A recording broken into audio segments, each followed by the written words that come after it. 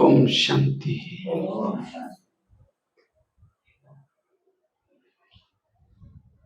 तो विशेष ज्वाला स्वरूप स्थिति बनाने के लिए स्वयं का परिवर्तन, क्योंकि ज्वाला स्वरूप स्थिति से क्या होगा? स्वयं का परिवर्तन होगा, संस्कारों का परिवर्तन होगा। लेकिन वो हमारी ज्वाला स्वरूप स्थिति रहे,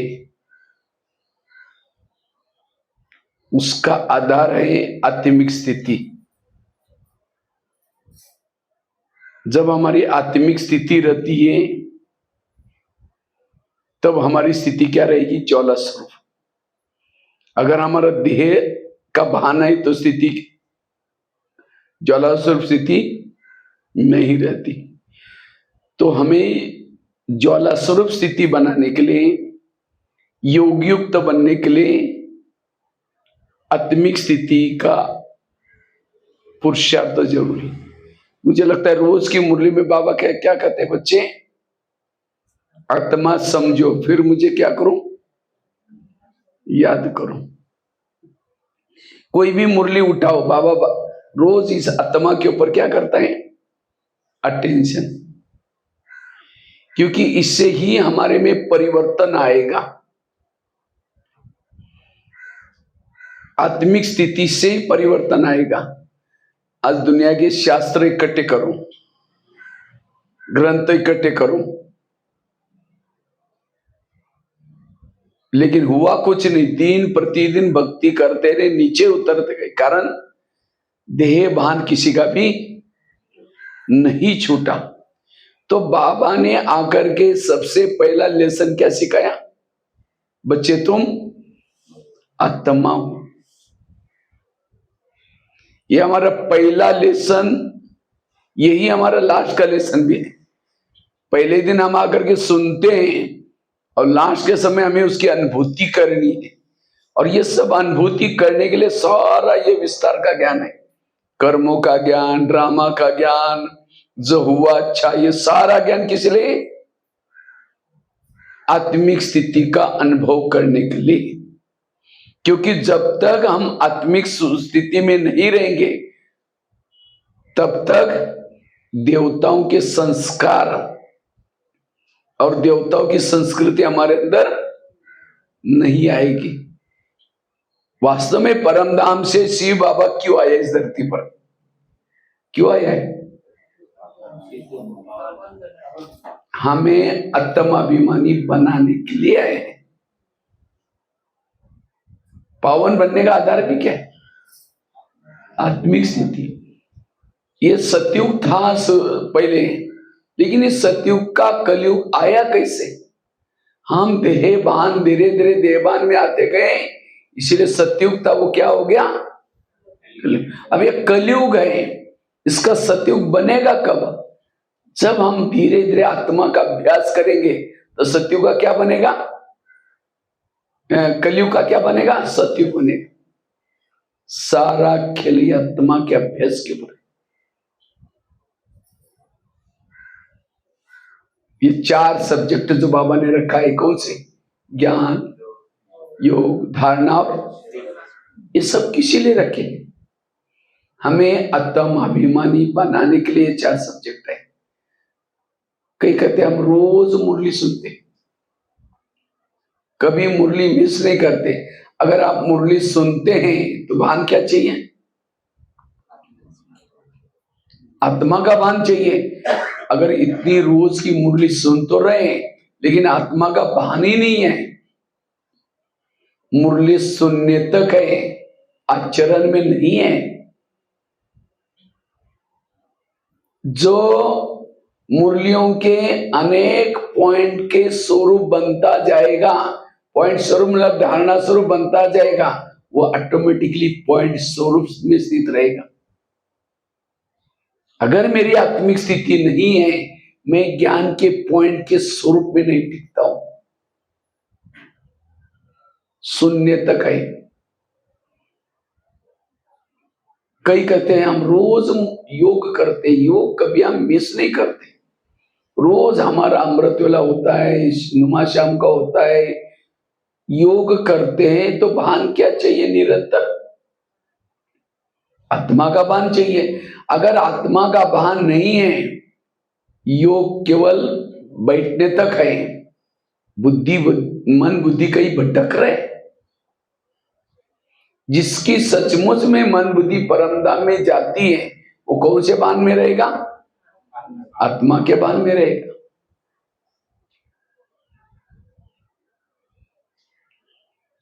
आज कई कहते हैं हम बिल्कुल धारणा पक्की करते हैं, तो ये धारणा भी किसी लिए है?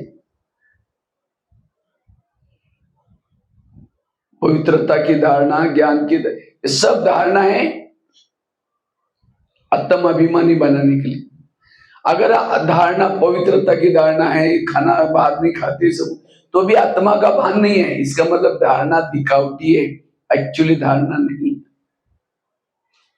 ये सेवा ही का बाबा जो तन से सेवा करो, धन लगा दो, कर्मना सेवा करो, ये सब सेवा ही किसी लिए कर रहे हैं? सेवाओं से दुआएं मिलती है और दुआएं आत्मिक स्वरूप में टिकाते हैं। अगर सेवा करते तो भी भान आत्मिक स्थिति नहीं है, वो सेवा ऐसे ही कुछ नाम मान से अंकी। ये 4 सब्जेक्ट का रिजल्ट है आत्मिक स्थिति। इसलिए मैं आत्म अभिमानी बनना, क्योंकि जब तक हम आत्म अभिमानी नहीं है, तब तक हमारी स्थिति ज्वाला स्वरूप स्थिति नहीं होगी, ना स्वयं का परिवर्तन होगा। तो स्वयं के परिवर्तन का आधार आत्मिक स्थिति, स्वयं के परिवर्तन का आधार आत्मिक स्थिति। जितना आत्मिक स्थिति में रात को सोए योग लगा रहेगा, रास्ते में चल रहे योग लगा रहेगा, किसी के भी दोष दिखाई नहीं पड़ेंगे, अति इंद्रिय सुख मिलेगा, आत्मा की जन्म जन्मांतर की प्यास बुझ जाएगी आत्मिक स्थिति में रहने से। आत्मिक स्थिति में रहने से सभी इंद्रियों पर कंट्रोल आएगा, डर नहीं लगेगा, भय नहीं लगेगा। इसलिए रोज की मुरली में बाबा क्या कहते? बच्चे आत्मा समझो, आत्मा अभिमानी बनो। जितना आत्मा के स्वरूप में रहेंगे, वायुमंडल शुद्ध बनता जाएगा, वाणी में बल आएगा, दृष्टि में बल आएगा, व्यवहार में बल आएगा। जिसको ही बाबा कहते बच्चे बाप समान बनो। तो बाप समान मतलब क्या? जैसा बाप निराकारी है, वैसे हमें भी क्या बनना? निराकारी। यह है बाप समान स्थिति।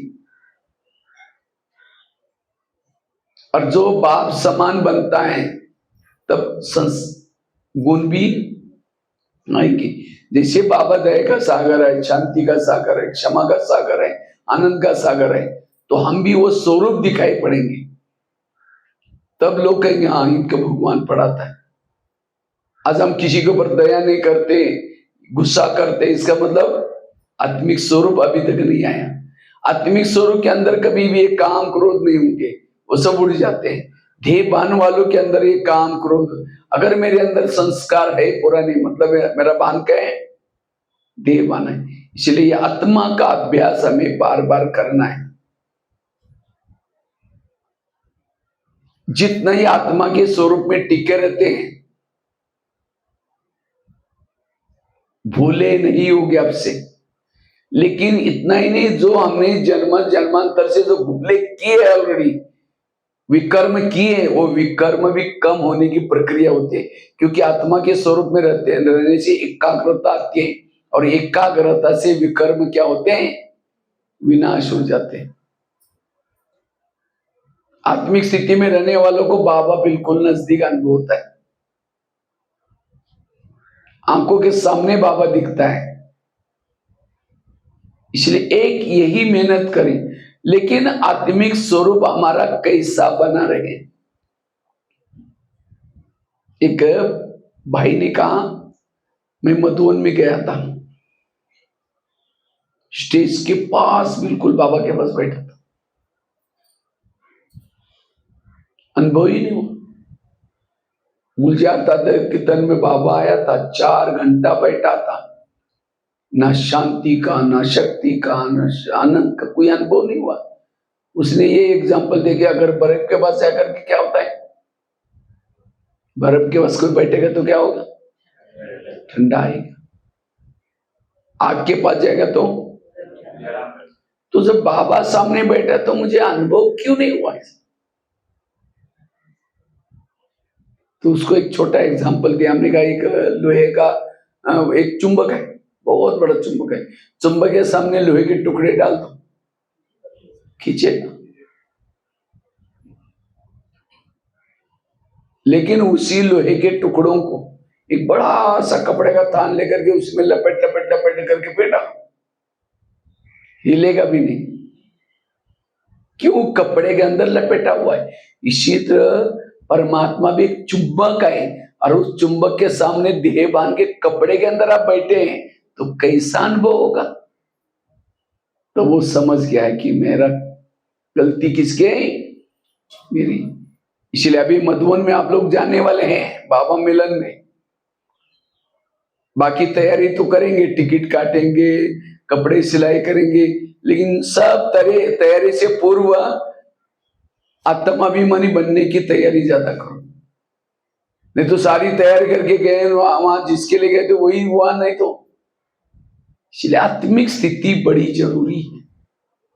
और अभी विनाश के समय जो भी परिस्थिति आएगी, पेपर आएंगे, उन सभी पेपरों में पास होने के लिए स्थिति क्या चाहिए, आत्मिक स्थिति चाहिए। क्या क्या पेपर आएंगे, ईविल सोल के पेपर आएंगे। अंत में जिसके अंदर जो संस्कार है, क्योंकि आत्मा ही शरीर छोड़ेगी, लेकिन छोड़ेगी तो ऊपर नहीं जाएंगे, ऊपर का गेट तो बंद है। अब उनको तो शरीर है ही नहीं। अब समझो किसी को काम विकार की भावना वासना आ गई, मतलब संकल्प आया, उसको शरीर है ही नहीं काम विकार के लिए। वो क्या करता है, काम विकार के संस्कार जिसके अंदर है उसके अंदर प्रवेश करेगा और उसके संस्कार को फोर्स है, और गलती उससे होगी, वो आत्मा करेगी, लेकिन पश्चाताप किसका होगा, जिसका शरीर है उसको पश्चाताप होगा। ये पाठ बहुत चलेगा आगे चलकर। ईविल सोल से पेपर आएंगे, प्रकृति के पेपर आएंगे, खान पान के पेपर आएंगे, लेकिन तमाम पेपरों में पास होने के लिए कौन सा भान चाहिए, आत्मा का भान चाहिए। इसलिए बाबा रोज के मुरली में इसके ऊपर अटेंशन दे रहे हैं, बच्चे आत्माभिमानी बनो। लेकिन ये आत्माभिमान का हम अनुभव कैसे करें, वो तो मैं आपको महत्व बता रहा था, कितना कितना क्या क्या महत्व है, जिससे हमारा योग लगेगा, जिससे हमारे संस्कार अच्छे बनेंगे, जिससे हमारा टाइम भी सफल होगा। कभी कभी बाबा मुरली में कहते बच्चे टाइम कम है, अब एवर रेडी बनो। एवर रेडी क्या है, एवर रेडी अर्थात निरंतर आत्मिक स्वरूप में टिकना, उसको कहेंगे एवर रेडी। आत्मिक स्थिति वाला सारी बातों को समेटा हुआ है, उसके कोई काम यहां बाकी नहीं है, बस अब निकला अब उड़ा, ये एवर रेडी। कभी कभी बाबा कहते बच्चे तीव्र पुरुषार्थ करो, तो तीव्र पुरुषार्थ मतलब क्या, मौनी बाबा बनकर बैठना, किसी से बात ना करना। ये कोई व्यक्ति दौड़ के गया, फिर वापिस आया, फिर दौड़ा, फिर वापिस आया, फिर दौड़ा वापिस आया, कहां जाएगा, वही के वही रहेगा। इसी तरह मैंने डट करके 2-3 घंटा योग लगाया और सारा दिन निगेटिव सोचा, वेरस सोचा, फिर डट करके पुरुषार्थ किया, फिर वेरस सोचा, जहां की वही है। तीव्र पुरुषार्थ अर्थात मन चुप, जिसका मन चुप रहता है वो दौड़ ही रहा है, भले यहां आए लेकिन दौड़ रहा है, तीव्र पुरुषार्थ। और ये संभव तब होता है जब आत्मिक स्थिति। इसीलिए बाबा कहते हैं बच्चे आत्मा का अभ्यास करो। लेकिन आत्मा का अनुभव हम कैसे करें, जिससे हमारा संस्कार बदल जाएंगे, ये संस्कार अपनी तरफ हमें क्यों खींचते? संस्कार अपनी तरफ खींचने का कारण है देहभान। देहभान के कारण संस्कार आते हैं। जैसे कोई जिलेबी खाता है, उसको मुरमुरा दो, मुरी, क्या कहेगा? नहीं नहीं, इतनी अच्छी चीज खाए, मुरी नहीं चाहिए।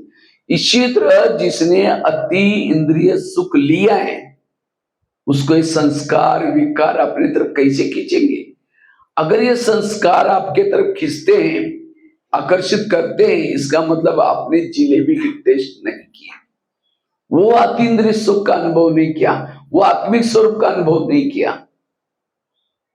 इसलिए आत्मिक स्वरूप का अभ्यास करो, अनुभव करो, तो निरंतर मेरा आत्मिक स्थिति रहे, उसके लिए यही पुरुषार्थ करना है। जैसे जिस घर में लाइट होती है वहां भूत नहीं रहता। भूत कहां रहता है? अंधेरे में। जिस शरीर में आत्मा का भान नहीं है वह काम का भूत, क्रोध का भूत, लोभ का भूत, सारा बंगला उसका भूत बंगला है। कौन सा भूत कब जग जाएगा पता ही नहीं चलेगा। दुनिया में पहले कहते गांव गांव में पहले भूत रहते थे, लेकिन आजकल भूतों का नाम निशान खत्म हो गया। क्यों? सभी तरफ लाइट हो गई। इसी तरह हमें भी विकार रूपी भूतों को भगाना है, तो क्या करो? लाइट जला करो। आज कई कहते मुझे सहन ही नहीं होता। सहन करने का पुरुषार्थ तो थोड़ी करना है। बीज बोया ही नहीं, पानी दिया ही नहीं, वृक्ष आएगा नहीं। जब वृक्ष नहीं होगा तो फल भी। इसी तरह मैंने आत्म अभिमानी का बीज बोया ही नहीं, स्मृति का पानी दिया ही नहीं, मैं आत्मा हूं, तो जीवन रूपी वृक्ष में नम्रता, धैर्यता, सत्यता, ये गुण रूपी फल कैसे आएंगे? अगर मेरे जीवन में गुणों की कमी है, इसका कारण है आत्मिक स्थिति की कमी। आत्मिक स्थिति बनाओ, आपको सब कुछ सहन हो जाएगा, सारे गुण वैल्यूज आएंगे। इसलिए बाबा को रोज के मुरली में ये आत्मा का पाठ पक्का करना पड़ेगा। और ज्ञान मार्ग उनको कठिन लगता है जो देह के भान में रहते हैं। हमारा फर्स्ट जन्म कौन सा है? इस संगम युग का हमारा 84 जन्म जो है हमारे, उसमें से पहला जन्म कौन सा है? सत्युग वाला नहीं है, ये ब्राह्मण जीवन। अब पहला जीवन ही जिसको परेशान लग रहा है, क्या बाबा कब लेके चलो, उठाओ, तो बाकी सारे जन्मों की हालत क्या होगी? इस जीवन का अनुभव करने के लिए क्या करो? आत्मिक स्वरूप में टिको, तो ये वाला जो ब्राह्मण जीवन आपको बहुत आनंद आएगा। कौन सा दिन चल रहा है, क्या रात चल रही, कितना कहां, हर जगह पर जाएगी, सब अपनापन अनुभव होगा। आत्मिक स्थिति।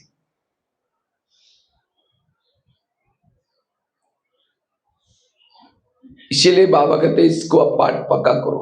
तो इस पाठ को पक्का करने के लिए सबसे पहली बात है पवित्रता की धारणा जरूरी है। अगर मेरी आत्मिक स्थिति थोड़ी नहीं बदलती, इसका मतलब मेरी पवित्रता में कुछ प्रॉब्लम है। क्यों? पवित्रता और आत्मिक स्थिति का कनेक्शन क्या है? इसे पहले जमाने में दिया आता था, दिए के अंदर तेल डालते थे। दिया क्या बोलते हैं यहाँ पता नहीं। हाँ, वो ये लाइट नहीं रहती थी उस समय, एक त्रिकोना सा मिलता था बाजारों में, छोटा सा, उसमें केरोसिन डालते थे, बीच में बाती रहती थी, माचिस लगा, फ्लेम जलती थी। चिमनी भी बोलते हैं उसको। तो अगर उस दिए के अंदर, चिमनी के अंदर तेल नहीं है तो माचिस लगाओ, जलेगा ही नहीं। इसी तरह अगर योगी जब बैठा है, योगी के चारों तरफ से बैकग्राउंड बनाओ, क्या बनेगा? एक दिया है, और उस दिए के अंदर तेल क्या है? पवित्रता। जितनी इसके अंदर पवित्रता है, कहने की जरूरत नहीं, मैं आत्मा अपने आप दीपक क्या हो जाएगा? यहां जल्दी, अगर दीपक नहीं जल रहा है, पवित्रता की कमी। अच्छा, दिए के अंदर तेल है, बीच में बाती नहीं है, लगा माचिस, सारा डब्बा भी खत्म हो जाएगा तो भी फ्लेम जलेगी नहीं। क्यों? बाती का काम क्या होता है? बाती का काम है नीचे जो तेल है उसको ऊपर तक पहुंचाना, खींचना फ्लेम तक। फ्लेम का भोजन क्या हो गया फिर? केरोसिन। इसी तरह हमारा जो यहाँ आत्मा है, फ्लेम है, ये जो शरीर में पवित्रता पहली है, उसको खींचने का काम किसका है? बाती। बाती अर्थात स्मृति। क्या स्मृति? बाबा क्यों कहते हैं बच्चे परम धाम में मुझे याद करो? डायमंड हॉल में बाबा बैठा है, लेकिन क्या कहता है? अब चलो अपने मूल वतन। ये नहीं कहते मेरे से ध्यान लगा दो, ऊपर चलो बोलता है निराकारी दुनिया में। क्यों? बुद्धि जब ऊपर चलेगी तो शरीर में जो पवित्रता फैले वो कहां चलेगी? आत्मा तक आएगी, उससे दीपक जलेगा। इसको भक्ति मार्ग में कहते हैं ऊर्ध्वगामी। जिसकी ऊर्जा ऊपर जलती है उसको कहते हैं ऊर्ध्वगामी।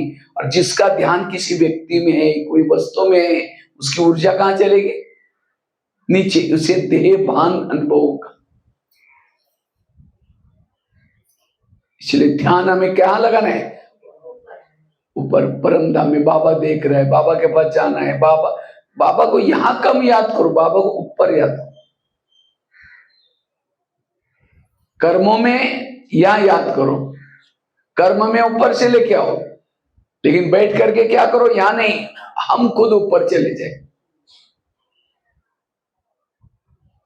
हम खुद क्या करना है? लेकिन ऊपर ज्यादा समय टिकते क्यों नहीं टिकते? बाबा ने एक मुरली में कहा था, मेरा तुम्हारे से प्यार है, था भी, है भी, अभी भी। तो मेरा तुम्हारे से प्यार है, इसलिए मैंने अपना धाम छोड़ करके क्या किया? नीचे आया। और कैसे आया? रूप बदल करके आया। मैं हूं निराकारी, लेकिन तुम मुझे पहचान सको हो, इसलिए मैंने क्या किया? रूप बदला, साकार में आया, और तुम्हारे ही भाष्य में, तुम्हारे ही एग्जाम्पल दे करके मैंने रात रात बैठ करके पढ़ाया। डायमंड ये ओम शांति भवन में शाम को 6 बजे बाबा आते थे, सवेरे 10 बजे भी गए हैं कई बार। रात रात बैठ करके मैं तुम्हारे पास बैठा रहा।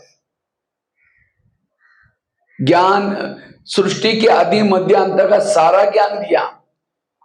ये मेरा तुम्हारा साथ क्या था? प्यार था। अब बाबा कहते हैं तुम्हारा भी मेरे साथ प्यार है, तुम भी अब मेरे पास आ जाओ, आकर के बैठो, घंटों तक बैठो। लेकिन कई तो बैठना चाहते, जाना चाहते, लेकिन टिकते नहीं है, तुरंत वापस आ जाते। क्यों? अपना रूप नहीं बदलते, इसी देह के भान में जाकर के बैठने की कोशिश करते नहीं। अगर बाबा के पास जाकर के बैठना है तो कौन से भान में रहो? आत्मा के भान में रहो। इसलिए पवित्रता के द्वारा सोल कॉन्शियस। दूसरी बात है, अगर सोल कॉन्शियस आत्मिक स्वरूप का अभ्यास करना है, जिसे स्वयं का परिवर्तन करना है, उसके लिए 7 स्वरूपों का अभ्यास करो। आत्मा के ओरिजिनल गुण है 7 स्वरूप है। शांत स्वरूप, आनंद स्वरूप, शक्ति स्वरूप, प्रेम स्वरूप। जितना ये 7 स्वरूप में टिके रहेंगे तो आपका कौन सा भान रहेगा? आत्मा का भान ऑटोमेटिकली आएगा। ये 7 गुणों की कमी, यही हमारा क्या है? देहभान। सब सुन रहे हैं ना ध्यान से? कई माताएं थोड़ी आंखें भी बंद कर उनको, यहां बैठो माता, इधर इधर यहां आ जाओ। कुछ लोग कुर्सी लेकर के ऐसा ऐसा गोला ही करो, इधर मेरे नजरों के सामने आएगा तो पता चलेगा। थोड़ा भाई लोग इधर आ जाओ, चेयर लेकर के, चेयर वाले इधर आ जाओ, और माता चेयर वाले यहाँ आ जाओ, इधर आ जाओ। ऐसा तिरछा क्लास बनाओ। क्योंकि पता चलेगा ना कोई, और बीच बीच में कोई बात अच्छी लगे तो ताली बजाना जरूर। ऐसा तिरछा बैठो, हाँ ये माता यहाँ आ जाओ इधर।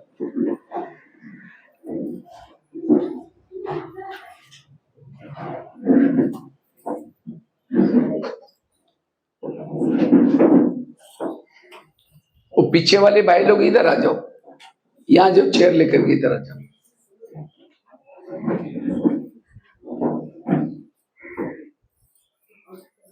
यहाँ आ जाओ सामने, इधर चेयर लेकर के आ जाओ, कोई बात सामने। फिर वो स्वरूप बनते जाएंगे ना, दूर फिर मन कहीं चला जाएगा फिर बाहर। क्योंकि ये वाला टॉपिक माता ही, वो माता ही यहाँ आ जाओ, इधर सामने आ जाओ, यहाँ आ जाओ। कुर्सी ले लो, कुर्सी ले लो, कोई बात नहीं, यहाँ आ जाओ इधर।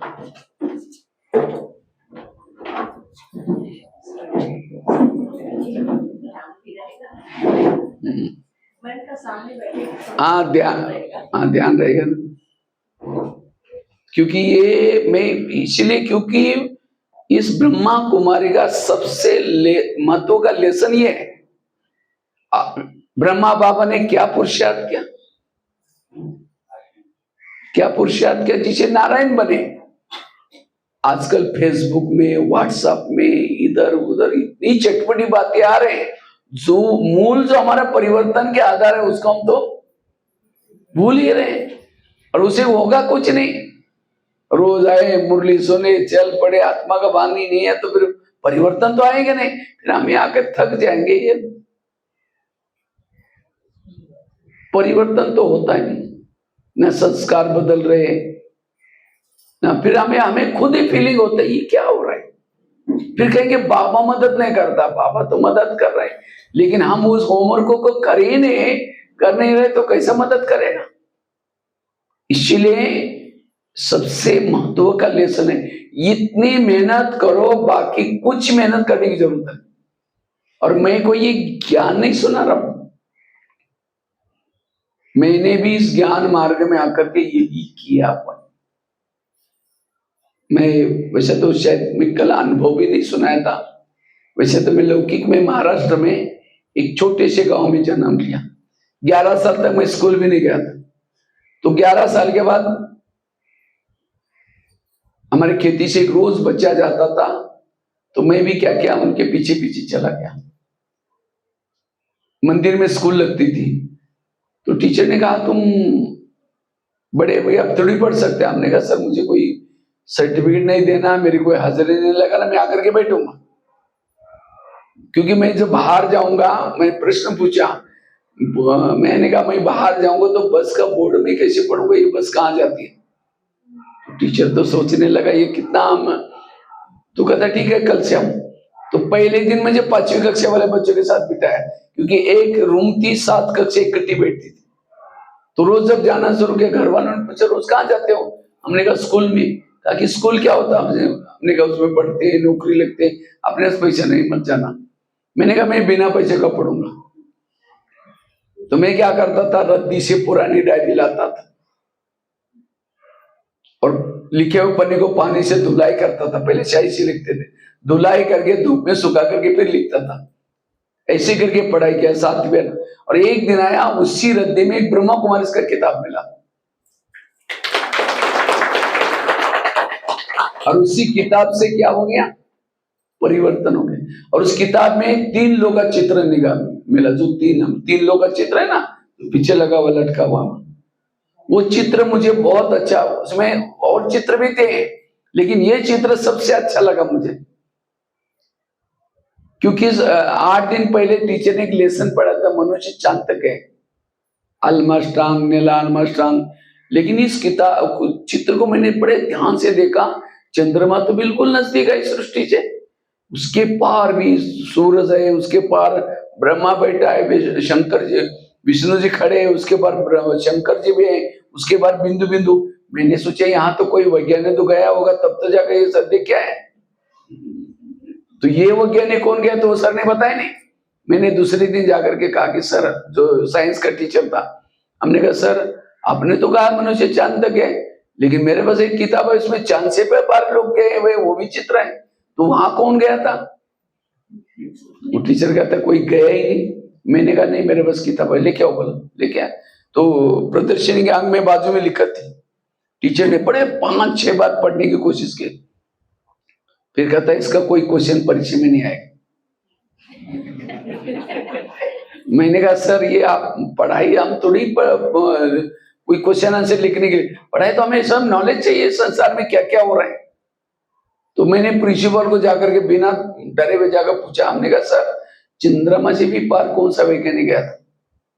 तो सर तो मेरे को देखने लगा, मेरे को क्वेश्चन पूछते। हमने कहा, तो बोला कोई गया ही नहीं। मेरे बोला देखो ये किताब है, देखो। टीचर को भी दिखा, वो भी देखते रह गया। चारे छोड़ो, बोला इसका क्या हमारे सिलेबस के आउट ऑफ सिलेबस बोल दे। तो मैं सभी को जो भी पढ़े लिखे गांव में लोगों सबको पूछता था यार, तो सारे चुप होते थे। फिर मैंने आखिर उसके ऊपर एक ब्रह्मा कुमारी का एड्रेस था, तो ब्रह्मा कुमारी के एड्रेस पर पत्र लिखा 15 पैसे का। आदरणीय ब्रह्मा कुमारी, आप लोग तो चंद्रमा से भी पार गए, लेकिन आप लोगों ने अपना नाम जोग्राफी में क्यों नहीं लिखवाया? पत्र लिखा 15 पैसे का। तो वहां से एक पत्र आया, आप 10 रुपए भेजो, इसके बारे में और अधिक जानकारी देंगे। मेरे पास 10 रुपए तो था ही नहीं। कुएं से लाकर के पानी बेचा, 2 पैसा 3 पैसा, 6 महीने में 10 रुपए इकट्ठा किया, ये मुंह से भेजा। उसे हर महीने में किताब आता था, और उसको बार बार मैं पढ़ता था। और उस समय मेरी ITI चल रही थी, ड्रॉप्स में सिविल का कोर्स कर रहा था। मेरा ध्यान उसमें से हट गया। पहले तो मैं इतना सुंदर ड्राइंग वगैरह बनाता था, फिर मैं कहता था ये तो फालतू चीज है, बस फटाफट बना करके ड्राइंग बनने के बाद तो कोई टीचर कुछ बोलता ही नहीं था। मेरे को पूछता भाई आप बैठे, पूरा हो गया? हमने कहा पूरा हो गया। तो मैं वो किताब को अंदर से पढ़ता रहता था बार बार। मैंने अपने डेस्क के ऊपर लिख ही दिया, शिव बाबा याद है। तो मेरे को सारे बोलने लगे ये तो शिव बाबा तुम्हारा ये हो गया क्या? शिव बाबा ऐसे ऐसे हो ये।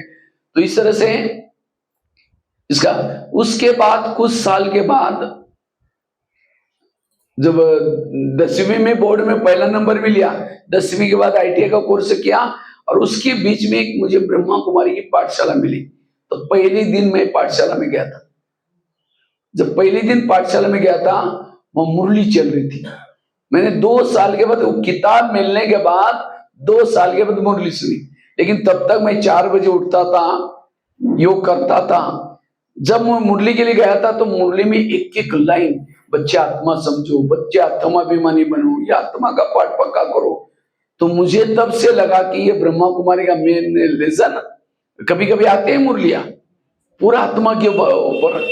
तो मैं बाहर गया, और बाहर जाकर के अपने हाथ पर भी लिख करके रखा, देखो ये लिखा है मैं आत्मा।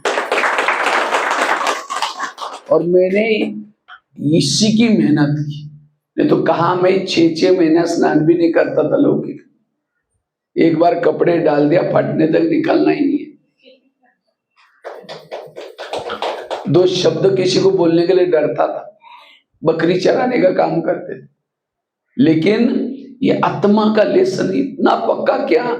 जब मैं पाठशाला में जाता था, फटा हुआ स्कूल का ड्रेस रहता था मेरा, और आकर के लास्ट में बैठता था। कभी बहनें कहती थी बेचारा गरीब बच्चे भी रोज आता है, पता नहीं सत्य में जाएगा नहीं। कभी किसी से बात भी नहीं करता, ये कुछ सेवा में भी इंटरेस्ट नहीं है। लेकिन मेरा योग में बहुत ये रहता था। मैं बार बार में योग युक्त रहता था, आत्मा की स्थिति का कारण मुझे बहुत अच्छा लगता। तो ITI पूरा हुआ। उसके बाद बहनों को कहा कि बहन जी मुझे माउंट आबू जाना है सेवा के लिए।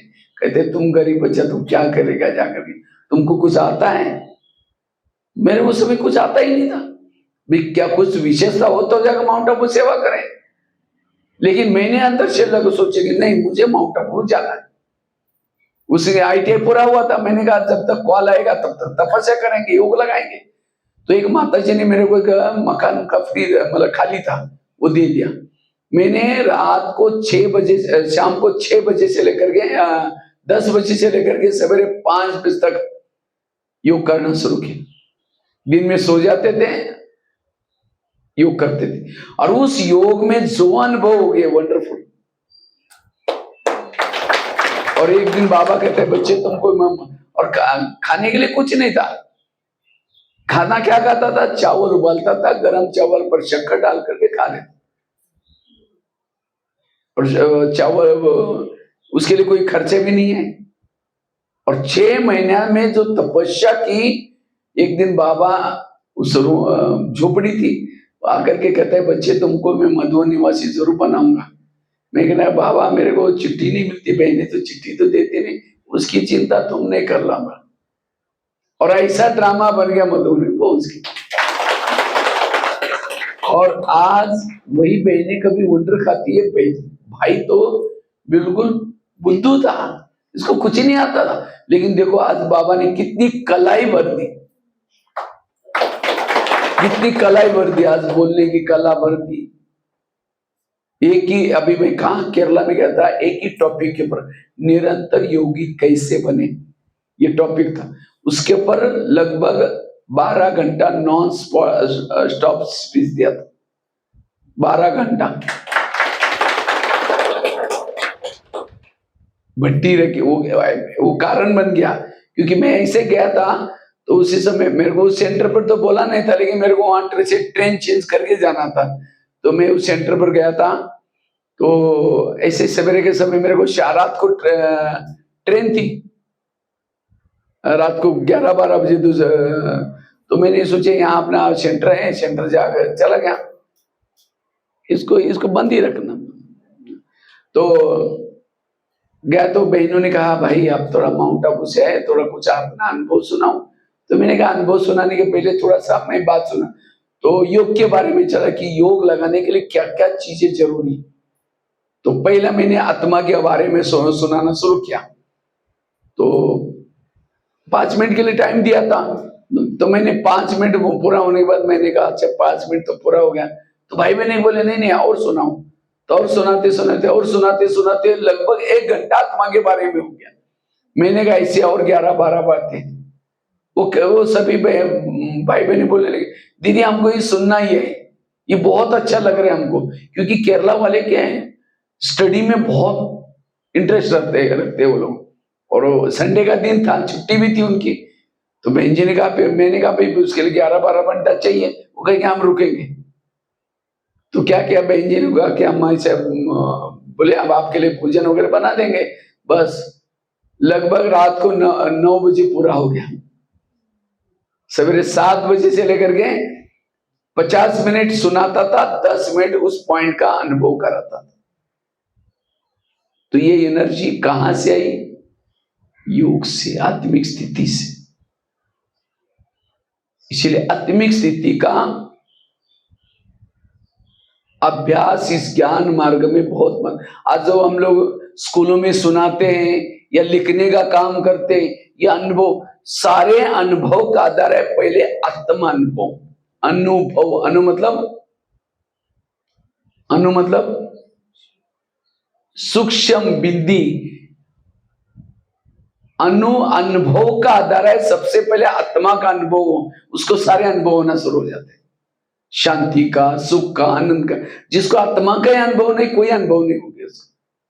इसलिए आत्मा अभिमानी स्थिति, और वो बनाने के लिए एक तो पहली बताई पवित्रता की धारणा, दूसरी बात बताई 7 स्वरूपों का अभ्यास। मैंने क्या किया, सप्ताह के 7 दिन है, तो 7 दिन के लिए क्या क्या, सोमवार के दिन शांत स्वरूप में रहना है, मंगलवार के दिन आनंद में रहना है, बुधवार के दिन शक्ति स्वरूप में रहना है। ये फिक्स से किया। और उसको प्रमाण सोमवार के दिन केवल साइलेंस में रहना है, मंगलवार के दिन। और ये 7 स्वरूप आत्मिक स्थिति बनाने के लिए मुझे बहुत हेल्प किया, जिसको बाबा भी कहते हैं बच्चे सत्व प्रधान बनो, बस और कुछ नहीं करो। क्या करो? सत्व प्रधान मतलब क्या? ये 7 गुणों की अनुभूति करो, यही है सत्व प्रधान। तमो प्रधान मतलब ये 7 गुणों की कमी। और जिन्होंने 7 गुणों का अनुभव किया वो आत्मिक स्थिति में टिक सकता है। शांत स्वरूप में रहो, आनंद में रहो, शक्ति स्वरूप में रहो। और वो स्वरूप में रहने के लिए उसी मुझे कौन मिला है, मैं क्या से क्या बनने के लिए जा रहा हूं। जितना अपने आप को ये थॉट्स देंगे उतना आपके अंदर शक्ति स्वरूप स्थिति आएंगी। आनंद, मैं अभी सतयुग में जाने वाला हूं, अब घर जाना है, बाबा के पास जाना है। आनंद आने वाली बातें को स्मृति करो तो आनंद स्वरूप में रहेंगे, और ये सब स्वरूप से धीरे धीरे आत्मिक स्थिति बनेगी। इसलिए आत्मिक स्वरूप बनाने के लिए साथ तीसरी बात है, आत्मिक स्वरूप बनाने के लिए निरहंकारी बनना जरूरी है। अगर मुझे कोई कलाओं का, विशेषताओं का, कोई पोजीशन का, पोस्ट का अभिमान है, आत्मिक स्वरूप नहीं होगा। निरहंकारी, ब्रह्मा बाबा ने जाते जाते क्या बोला, बच्चे निराकारी बनो, निर्विकारी बनो, निरहंकारी बनो। आज शिव बाबा इतनी बड़ी हस्ती, कितनी बड़ी हस्ती है संसार में, लेकिन सब कुछ करके अपने आप को छिपा दिया। ये नहीं बोलता मैंने जो संसार अच्छा ठीक है ना, मैंने अच्छा किया ना, कभी नहीं वो बोलता है। लेकिन हम थोड़ा कुछ करते तो मैंने अच्छा किया ना, मैंने अच्छा किया ना। इसलिए ईगो नहीं कभी भी। कहते विद्या विनय शोभते, आप ज्ञानी हैं, कैसा पता चलेगा, आपकी निम्रता जितनी झलक जाएगी इतना मतलब एक ज्ञानी। थोड़ा भी अकड़ आ गई, रावण बहुत ज्ञानी था, ज्ञानी भी था, रावण कोई ये नहीं था, बहुत ज्ञानी था, लेकिन अभिमान था, और वो इसलिए वो क्या हो गया, पतन की तरफ चला गया।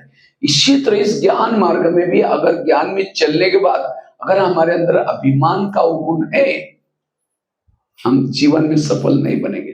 बाबा कभी कभी कहते मेरे अच्छे अच्छे बच्चे थे, बहुत ज्ञानी करते थे, सेवा करते थे, लेकिन आज वो है ही नहीं, चले गए। क्यों गए? स्वर्ग में जा रहे थे, सतयुग ये करने, सेवा भी क्यों गए?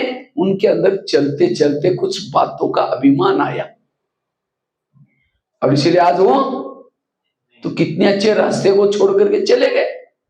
कहीं मेरे साथ ऐसा न हो जाए, इसलिए मुझे कभी भी अभिमान ना, अभिमान मतलब अभी अभी मेरा मान, जिद्द और सिद्ध, थोड़ा किसी को पूछा नहीं। इसलिए बाबा कहते हैं वो कभी आत्मिक स्वरूप में टिके नहीं सकते। दो प्रकार के मैं है, एक झूठे में, दूसरे एक असली में, दूसरा नकली में। असली मैं आत्मा। इसलिए दादी जानकी जी हर क्लास में क्या करती थी, मैं कौन, मेरा कौन, मैं आत्मा, मेरा बाबा। इसलिए निरहंकारी बनना जरूरी है। तो कैसा पता चले कि मेरे अंदर अभिमान आई या नहीं? अगर मुझे किसी ने पूछा नहीं, मेरा कहना नहीं माना, मुझे फीलिंग आती है अभिमान है। वास्तव में हम कुछ नहीं कर रहे, करने वाला कौन है? बाबा। जैसे कठपुतली नचाते ना, कठपुतली का डांस, तो कठपुतली नचाने वाला दिखाई नहीं पड़ता, वो पर्दे के पीछे होता है। और कठपुतली डांस करते, जब डांस करते उसका डांस देख करके कोई ताली बजाए, और कठपुतली का अभिमान है वाह हमें कितनी अच्छी डांस करें, वो खींचने वाला कहेगा अच्छा तुम ही कर लेना, वो खींचेगा नहीं तो वही लटक जाएगी। तो इसी तरह हम सभी कठपुतले पर्दे के पीछे बैठा है और वहां से धागे चला रहे, लेकिन जब उसकी वाह वाह होते हैं हमें लगता है मैंने बहुत अच्छा किया, वो कहेगा अगले बार तुम ही कर लेना, लटक जाएंगे। इसलिए बाबा बाबा ने कराया, बाबा कराता है, बाबा बाबा, मैं कुछ नहीं करता। हाँ, मैं अपना जो अभी कहानी सुनाई, अब मैं कहूँ कि वहां मैं बहुत अच्छी क्लास कराता हूँ, मैं मधुबन निवासी हूँ, मैं अपने को कभी समझा तो भगवान भाई तुम तो 6-6 महीना स्नान भी नहीं करते थे, ना हिंदी भाषा जानते थे, ना ये कौन बाबा तुमको। बाबा क्या करता है, किसी आत्मा का भाग्य बनाने के लिए कलाई विशेषता ही भर देता है, लेकिन जब उसका अभिमान आता है तो कलाई विशेषता खत्म हो जाती। इसलिए बाबा कहते मैं पर नहीं।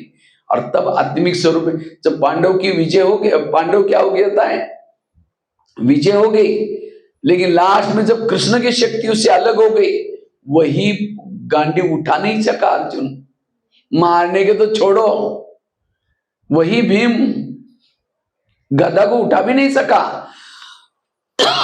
आखिर क्या किया, भील लोगों ने लूट लिया उनको। कहा गई उनकी ताकत, वो कर रहे थे, कृष्ण उनके साथ में था। इसी तरह आज अगर बाबा मेरे साथ में ना आए तो मैं एक दिन भी, एक महीना, सप्ताह भी पवित्र नहीं रह सकूंगा। आज इजीली चल रहे पवित्रता, क्यों? बाबा साथ में। इसलिए बाबा कहते बच्चे निरंकारी बनो। ब्रह्मा बाबा एक बार गोबर के उपले बना रहे थे, निक्कर पहनी थी, बनियान पहना था, और गोबर लेकर के उसको गोल गोल बना करके दीवार पर पहले खाना बनता था उसी से, वो सुखा करके फिर उसको अंगीठी में डाल करके जला करके। तो इतने में एक दादी आई, कहा कि बाबा अब जल्दी जल्दी नहा फ्रेश होकर के कपड़े चेंज करके अब आपको मिलने के लिए कोई संस्था के संस्थापक को मिलने के लिए कोई वीआईपी आया। तो बाबा कहते हैं बच्चे को यहीं भेज दो। कहा कि बाबा आप ऐसा ये देख करके वो क्या बोलेगा? नहीं नहीं, बच्चों को यहीं भेज दो। अब 4-5 बार दादी ने फिर भेज दिया। जैसे वो वीआईपी ने बाबा को देखा, क्या देखता है? विष्णु चतुर्भुज खड़े हैं, एक हाथ में चक्र घूम रहा है, एक हाथ में गदा है, पदम है, शंख है। कुछ समय के बाद देखता है एक बुजुर्ग व्यक्ति गोबर लेकर के उसको घुमा रहा है ऐसा। कुछ समय के देखता है विष्णु चतुर्भुज, कुछ समय तक गोबर। तब समझ गए कि बुजुर्ग कोई साधारण नहीं है, ये विष्णु चतुर्भुज है और पूरा परिवार को लेकर समर्पित हो गए। ये है निरहंकारिता। अगर कोई बहने आपको कहे माता जी थोड़ा झाड़ू पोछा दो ना, क्योंकि बहन जी हम इतने बड़े ऑफिस में काम करते, अब यहाँ झाड़ू करते समय कोई देख ले, इसलिए बहन जी हमारा थोड़ा पोस्ट पोजीशन देख करके थोड़ा सा सेवा दे देना। ये भी क्या है? अभिमान है। इस सेवा अभिमान को निकालने के लिए बाबा ने दिए। गुलजार दादी को साइकिलिंग रिपेयरिंग की सेवा दी थी।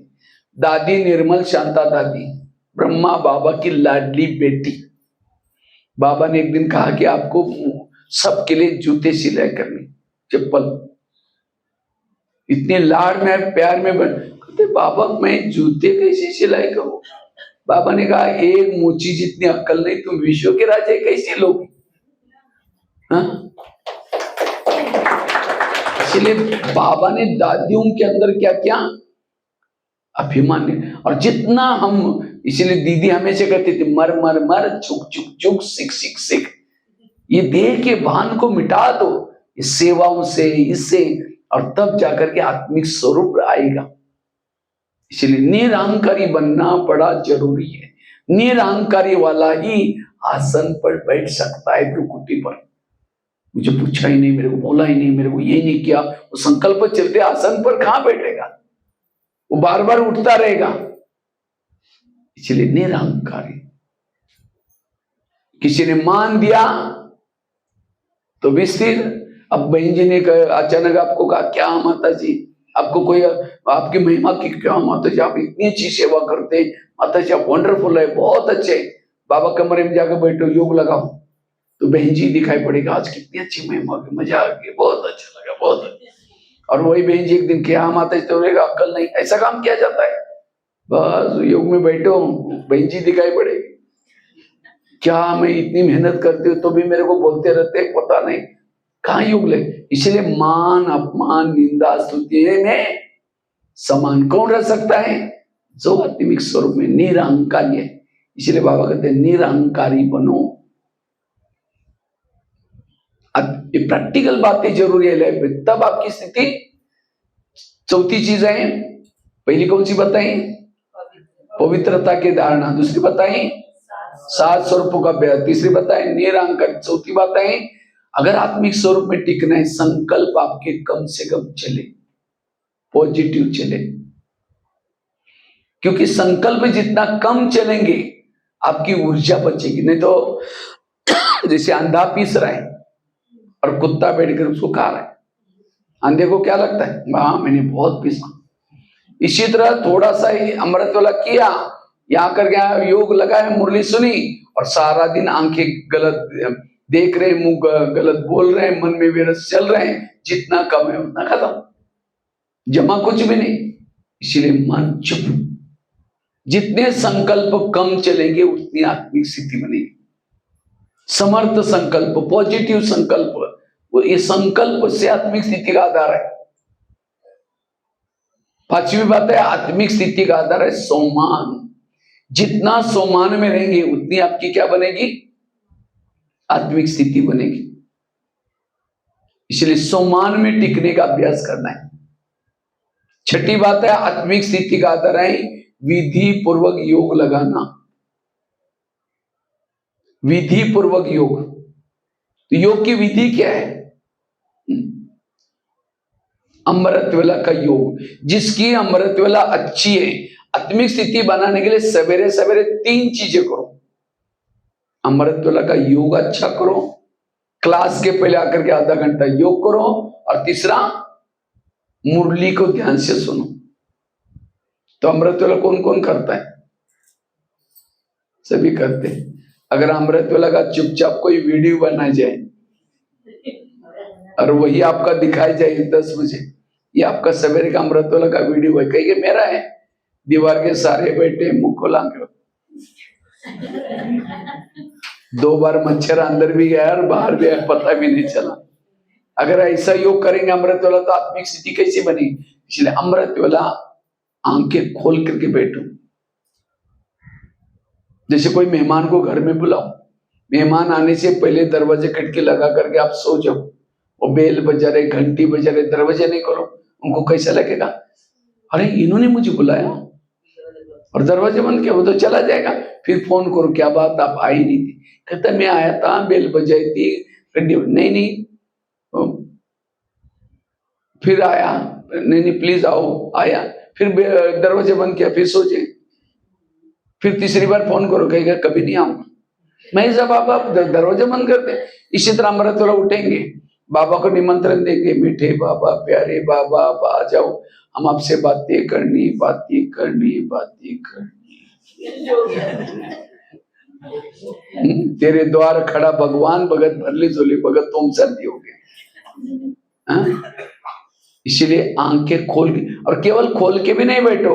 समझो कोई मेहमान को घर में बुलाओ, वो आया और सामने बैठे, उसके चेहरे की तरफ देखते रहो, वो कह के फोन क्यों किया था? फिर घड़ी में देखेंगे, और कब तक देखना है उनको? इसलिए कई भाई बहन क्या करते हैं, बाबा के फोटो की तरफ देखते रहेंगे, और कब तक देखना है, और 10-15 मिनट, क्योंकि योग होता है 4 से 4:45 तक, तो क्या करेंगे, बीच बीच में देखते रहेंगे, पूरा हो गया, फिर योग किया। इसलिए बाबा से बातें करो, बाबा आपने मुझे क्या से क्या बनाया, कितने ये किया। इसलिए जितना गहराई से बातें करेंगे उतना विकर्म विनाश होंगे, ज्वाला स्वरूप स्थिति बनेगी। इसलिए बार बार हमें क्या नहीं करना है, लगन में मगन होकर के बात। कई तो क्या करेंगे, मैं आत्मा हूं, शांत स्वरूप शक्ति, अब जा रहे चांद सूरज तारांगन के पार। तारांगन के पार से कोई झुटका लगा देंगे, नीचे हड्डी गुड्डी टूट जाएगी। इसलिए अटेंशन से योग में बैठो, आंखें खोल करके बैठो, और जो ऐसी अमृतवेला करेगा उसकी क्या बनेगी, आत्मिक स्थिति बनेगी।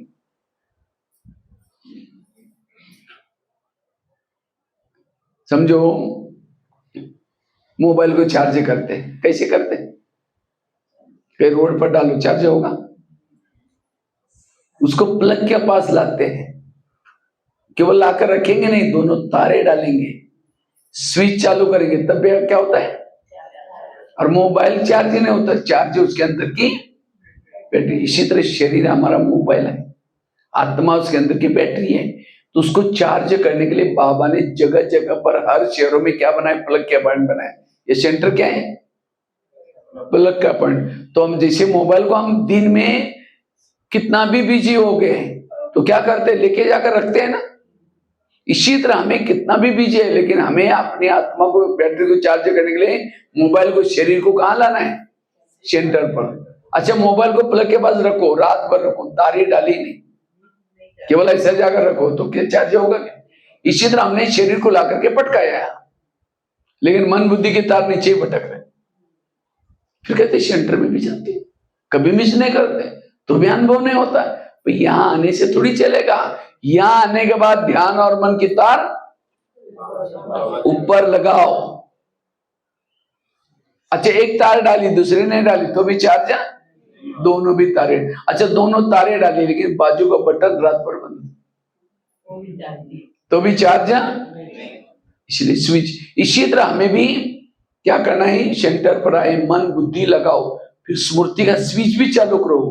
बाबा ने मुझे क्या सिखाया, बनाया, बाबा मुझे कितनी शक्ति रहे बाबा। इसी तरह स्मृति, जितनी स्मृति गहरी उतना योग है। अच्छा, स्विच चालू किया, तार डाल रहे हैं, निकल रहे हैं, डाल रहे हैं, निकल रहे हैं, डाल रहे हैं, निकल रहे हैं, क्या हो जाएगा? होगा। अच्छा, इसी तरह हम भी कैसे तार डालते निकलते हैं। कोई माता योग लगाने के लिए आ रहे हैं, आते आते रास्ते में देखा कि बहुत अच्छा सब्जी वाला जा रहे हैं, सब्जी लेकर के। आज शाम को इसकी सब्जी बनाते थे, दोपहर को पहले सोचे कि जाकर मुरली सुनेंगे, जाते समय लेके जाएंगे, ये तो दुकान वाला तो यही है। फिर आकर के बैठे, शुरू किया, मैं आत्मा हूं, शांत स्वरूप हो, शक्ति स्वरूप। फिर सोचे अरे वो छोला तो लाए नहीं, अब सब्जी कैसे लेके जाए? फिर कहेंगे ठीक है, प्लास्टिक का झोला तो उसके पास हो गई। फिर कहेंगे मैं आत्मा हूं, शांत स्वरूप हो, शक्ति स्वरूप हो। फिर सोचे कि गैस के ऊपर जो दूध रखा था, शायद उसको बंद किया या ऐसा चल रहा है, चलो कोई बुझा देगा, मैं आत्मा हूं, शांत स्वरूप हो, शक्ति स्वरूप हो।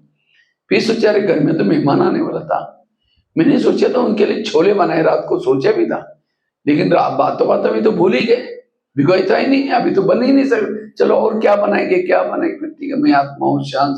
लाल लाइट की सफेद लाइट होगी, सामने वाला सोचता है वाह इन्होंने आधा घंटा योग किया, लेकिन इनका योग कहाँ लगा था सही? हाँ, वो सब्जी वाला योग या छोले वाला योग, बाबा वाला योग कहाँ था?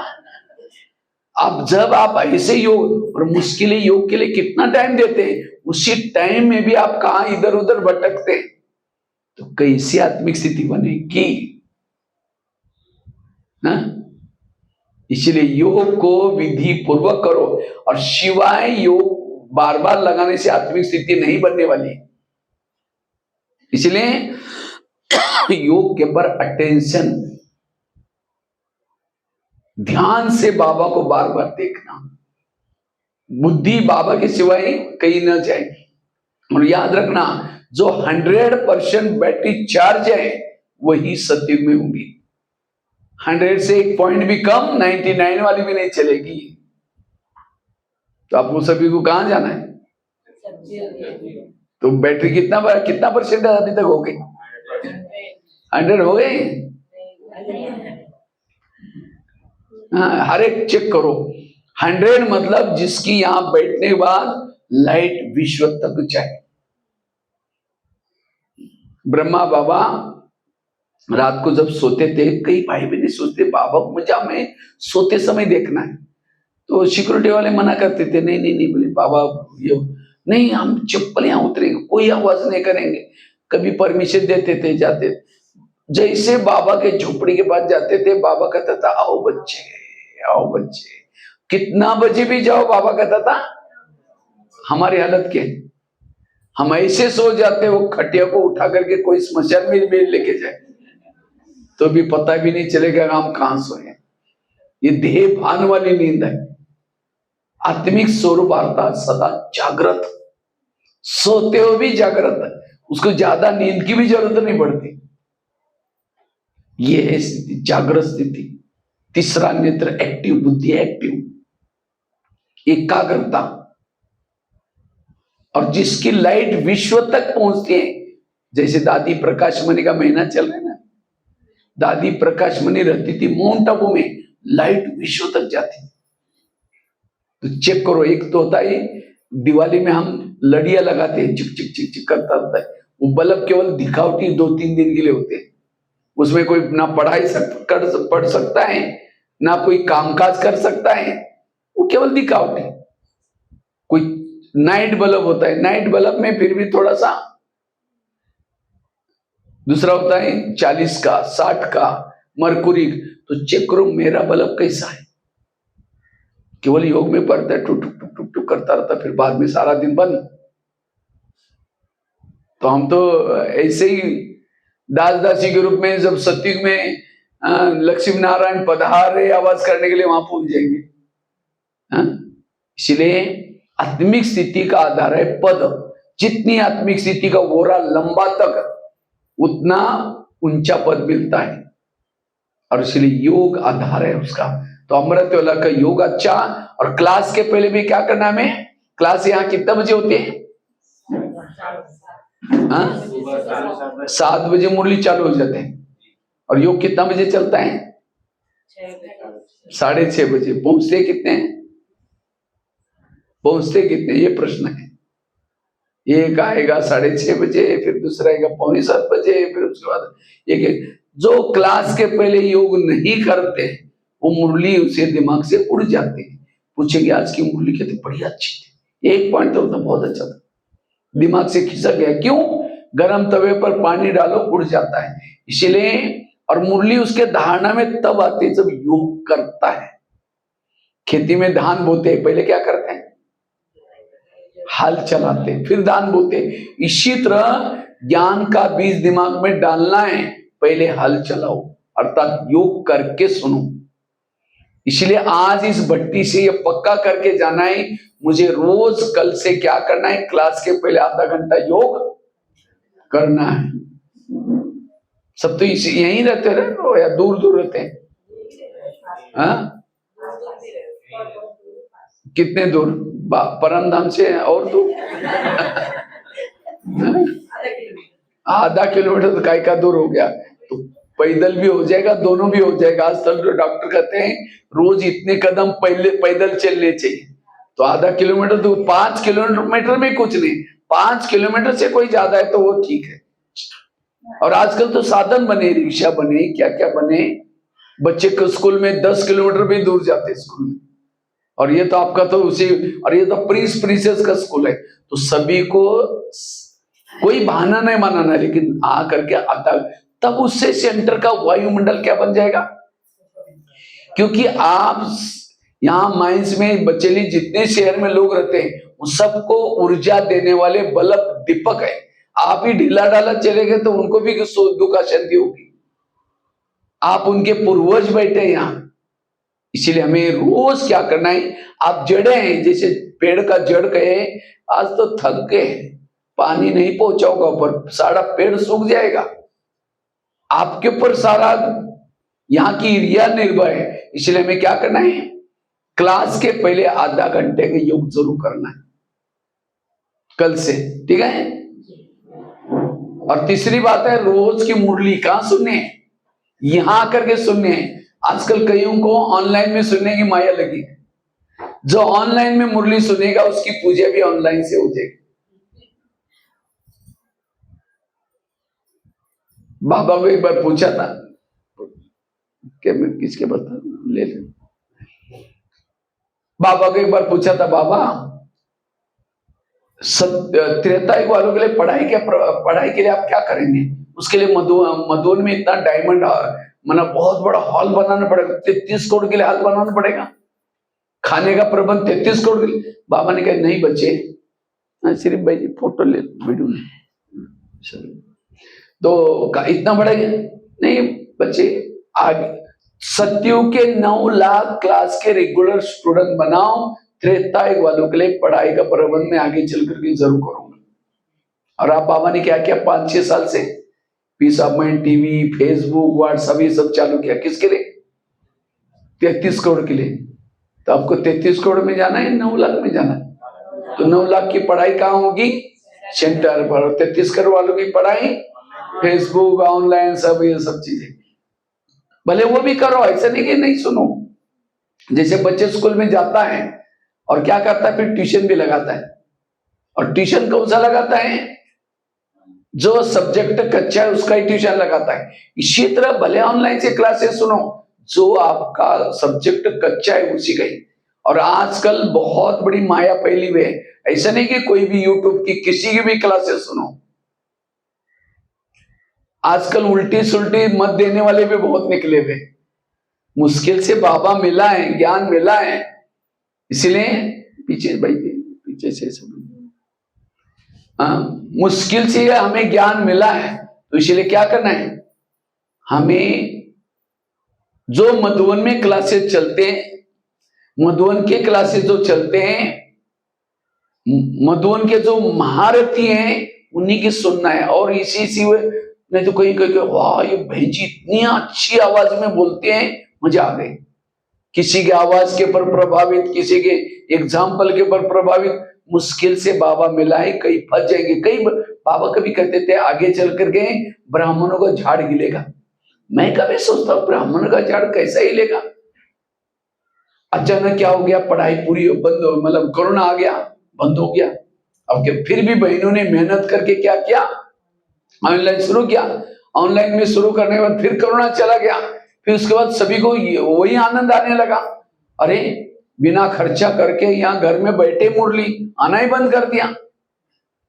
और कई कई तो ऑनलाइन में सुनते सुनते उसके अंदर और भी सारी फिल्में हैं, सब गीत हैं, धीरे धीरे वो भी करते करते करते आज माया उसके अंदर पुराने संस्कार वाली सारी बातें हैं, और संस्कार जागृत हो गए, वो ज्ञान से चले गए।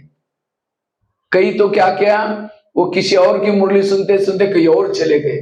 ये हिलने का ये था, क्योंकि उसमें कुछ झूठे मोटे भी बैठे थे, कहीं मेरे साथ ऐसा न हो जाए, सावधान। इसलिए जो बाबा ने प्रबंध किया है, जो बहने निमित्त बनाए, जहां सेंटर निमित्त है, उसी से कनेक्ट रहना है।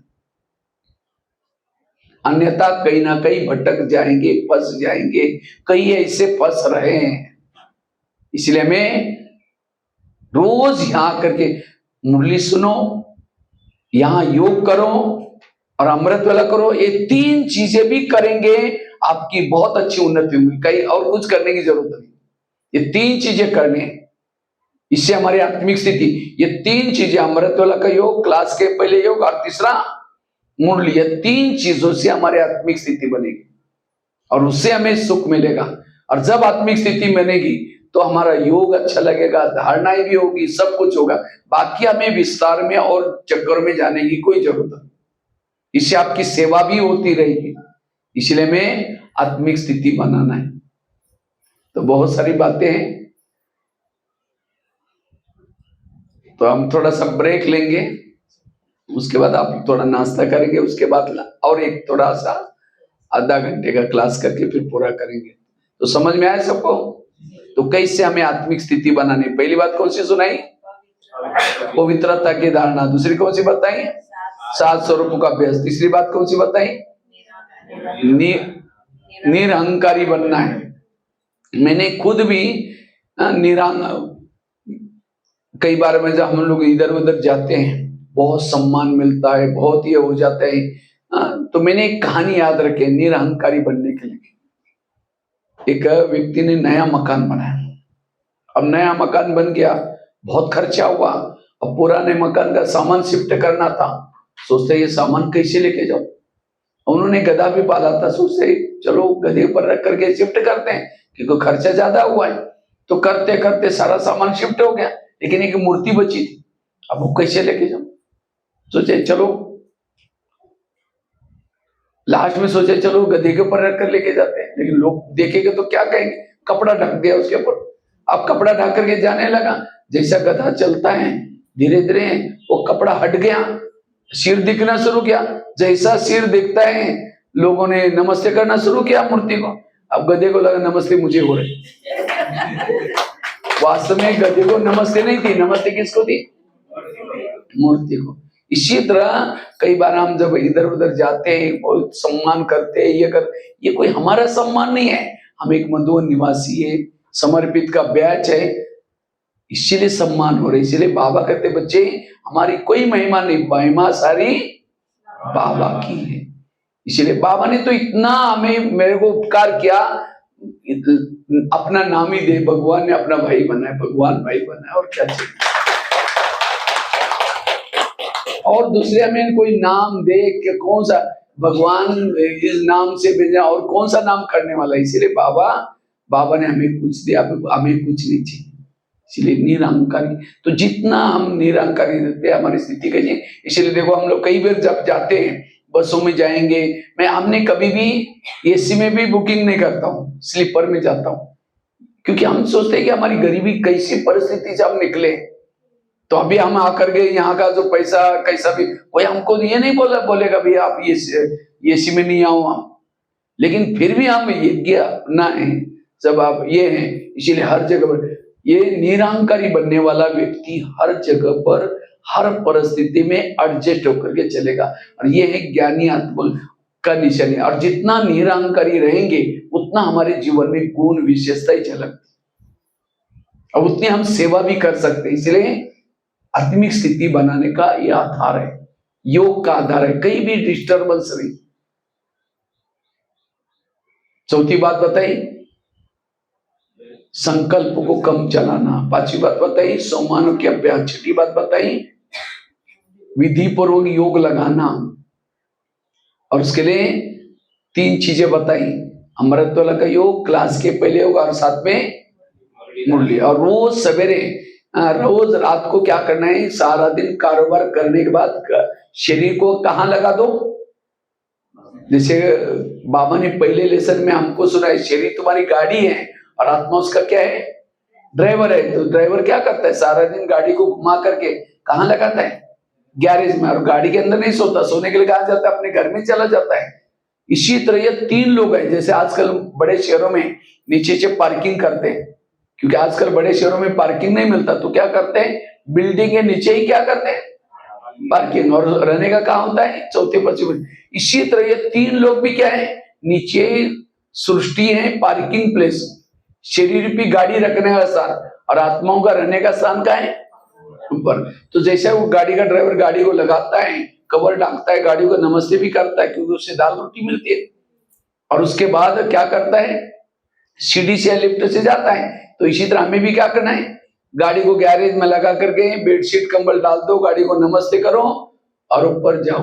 और ऊपर जाकर के बाबा को समाचार सुनाओ, इस गाड़ी के द्वारा क्या क्या सेवा की। और उसके बाद जब तकिया पर रखते, समझो ब्रह्मा बाबा की गोदी में सो रहे, कोई स्वप्न नहीं आएंगी, कोई भी सारा दिन कल क्या हुआ सारी बातें भूल करके मस्त डीप स्लीप। और सवेरे उठते कौन याद आएगा, फिर बाबा को गुड मॉर्निंग करके, बाबा फिर अमृत वाला अच्छी तरह करके, बाबा बाय बाय, आज गाड़ी को ड्राइविंग करने के लिए जा रहा हूँ, फिर बीच बीच में आता रहूंगा, बाय बाय करके फिर। तो सारा दिन क्या लगेगा, मैं ऊपर से आई हूँ, मैं आत्मा हूँ, मैं अलग हूँ, मेरा गाड़ी बहुत सुंदर भाना नहीं। और किसी को भी देखते, जैसे कोई ट्रक वाला पहचान वाला है, बात करना है तो ट्रक वाले खड़े होकर के खिड़की से दोनों बात करते हैं। इसी तरह हम भी सब, हमारी भी सबकी गाड़ी है, किसी की स्कूटी है, किसी का अशोक लेलैंड है, ये भी छोटी मोटी शहरी गाड़ी है। तो जब किसी ड्राइवर को देखना है तो क्या करो, खिड़की से देखते हो आत्मा को देखो, उसकी गाड़ी को देख करके बात नहीं करो। तो आत्मा का अभ्यास।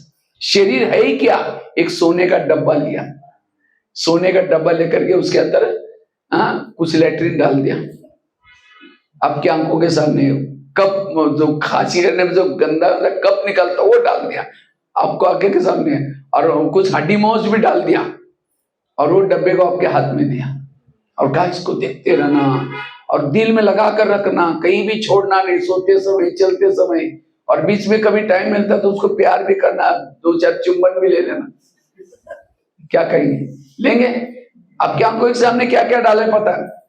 इसी तरह शरीर क्या है, एक सोने का डब्बा है, ऊपर से गोरी सी चमड़ी है, लेकिन अंदर क्या भरा हुआ है, वही लैट्रिन भरा हुआ है, कब भरा हुआ है, हड्डी मौज भरी हुई है, और 10-12 आईना तोड़ते रहेंगे भी कितनी अच्छी।